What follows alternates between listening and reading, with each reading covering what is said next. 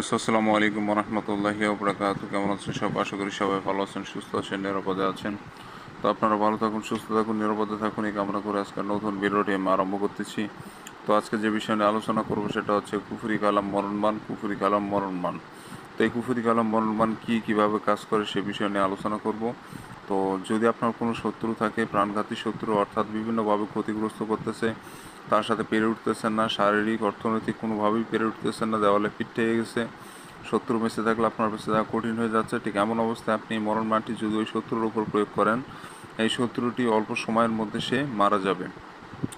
ওই শত্রুটি অল্প সময়ের মধ্যে মারা যাবে। তো মরণ বাণ শব্দের অর্থই হচ্ছে যে কাউকে বান মেরে মেরে ফেলা।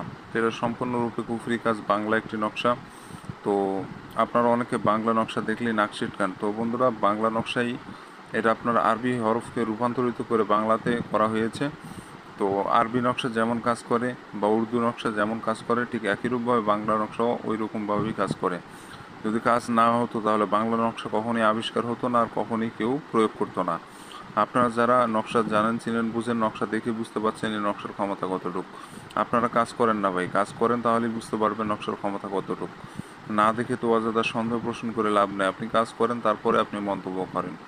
তো যাই হোক বন্ধুরা, শত্রু কাছে থাক, দূরে থাক, পৃথিবীর শেষ প্রান্তে থাক, সেটা কোনো ব্যাপার না। শত্রু ছেলে মেয়ে যে কেউ হতে পারে, যে কেউ হতে পারে, যে কোনো বয়সের হতে পারে, ওটা কোনো সমস্যা নাই।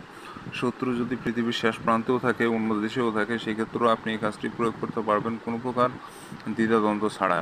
তো আপনি খুব সহজেই এই জিনিসটা প্রয়োগ করতে পারবেন। নিয়ম তো বলি দিব, পুরো ভিডিও দেখুন, একটু 19-20 করার চেষ্টা করবেন না। যদি ভুল ভ্রান্তি হয় তাহলে কিন্তু কাজ হবে না, হিতে বিপরীত হয়ে যাবে।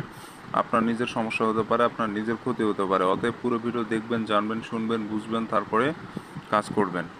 তো যাই হোক বন্ধুরা, বেশি কথা বলবো না, মূল ভিডিওতে চলে যাই। আমার চ্যানেলে নতুন এসে থাকলে অবশ্যই চ্যানেলটি সাবস্ক্রাইব করবেন এবং পাশে থাকা বেল আইকনে ক্লিক দিয়ে অল নোটিফিকেশন অন করবেন। তাহলে পরবর্তী সব নতুন নতুন ভিডিওগুলো দেখতে পারবেন সবার আগে। তো যাই হোক বন্ধুরা, মূলত এই কাজটি করতে গেলে আপনাকে যেটা করতে হবে, একটা সাদা কাগজ নিতে হবে।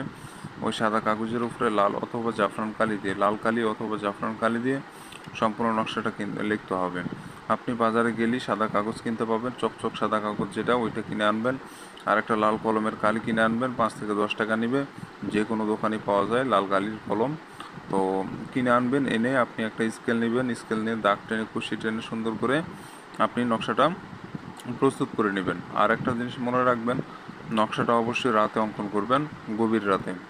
গভীর রাতে অঙ্কন করবেন, রাত 10টার পর 11টা 12টা এরকম টাইমে আপনি নকশাটা লিখবেন। আর যখন লিখবেন আশেপাশে যেন কেউ না থাকে, কোলাহল মুক্ত জায়গায় বেছে নিয়ে সম্পূর্ণ নকশা অঙ্কন করতে হবে। নিজেও পাক পবিত্র থাকবেন, যে জায়গা বসে নকশাটা লিখবেন সেই জায়গাটাও যেন পাক পবিত্র থাকে, বিষয়টা লক্ষ্য রাখবেন। আর নকশা লেখা অবস্থায় কারোর সাথে কোনো প্রকার কথা বলা যাবে না। খুব সহজ নকশা, আপনি সুন্দর করে 5 মিনিটের মধ্যে অঙ্কন করতে হবে। 5 মিনিটের বেশি বেশি সময় লাগালে নকশা কাজ করবে না। তো নকশা লেখা হয়ে গেলে নকশার নিচে আপনি প্রথমে শত্রুর নাম, তার নিচে শত্রুর মাতা অথবা পিতার নাম। প্রথমে দেবেন শত্রুর নাম, তার নিচে তার পিতার নাম দিয়ে দেবেন। আর পিতার নাম না জানলে মায়ের নাম দিবেন। আর যদি নিচে লেখার সমস্যা হয়, সেক্ষেত্রে যে পৃষ্ঠায় নকশাটা লিখবেন তার বিপরীত পৃষ্ঠায়, অপর পৃষ্ঠায় প্রথমে শত্রুর নাম, শত্রু পিতার নাম লিখে দিবেন। তো এইভাবে করা লেখা হয়ে গেলে সূরায়ে নাস একবার পড়ে নকশার ওপর ফু দিবেন একটা। তো দেওয়ার পর সুন্দর করে প্রস্তুত করে নিয়ে নকশাটা আপনাকে আপনার বাড়ি থেকে 1 কিলোমিটার দূরে যে কোনো এক জায়গায় গিয়ে মাটির নিচে নকশাটা পুঁতে রেখে দিয়ে চলে আসবেন। আপনার বাড়ি থেকে 1 কিলোমিটার দূরে যে কোনো এক জায়গায় নকশাটা পুঁতে রেখে চলে আসবেন। মনে রাখবেন যে 1 কিলোমিটার ভিতরে যেন না হয়। আর আপনার বাড়ির আশেপাশে থাকলে বা 1 কিলোমিটার মধ্যে থাকলে আপনার সমস্যা হয়ে যাবে। আপনার থেকে মানে বাসা থেকে যতটা দ্রুত দূরে হয় রেখে আসবেন। তাই বলে আপনি 20 কিলোমিটার দূরে রেখে আসবেন তাহলে কিন্তু হবে না। 1 কিলোমিটারের ঊর্ধ্বে, অর্থাৎ 1.5 কিলোমিটার বা 2 কিলোমিটারের মধ্যে আপনি পুঁতে রেখে দিয়ে চলে আসবেন। এটুকুই মূলত আপনার কাজ, অল্প সময়ের মধ্যে রেজাল্ট পেয়ে যাবেন। তো এই ছিল মূলত বিষয়। যারা অনুমতি নেবেন চ্যানেল সাবস্ক্রাইব করে কমেন্টের নাম লিখবেন, অনুমতি পেয়ে যাবেন। আর স্ক্রিনে যে নম্বর, এটা আমার ইমো নম্বর, যে কোনো প্রয়োজনে ইমোতে এসে যোগাযোগ করতে পারবেন। তো ভালো থাকবেন, সুস্থ থাকবেন, দেখা হচ্ছে পরবর্তী কোনো এক নতুন ভিডিওতে।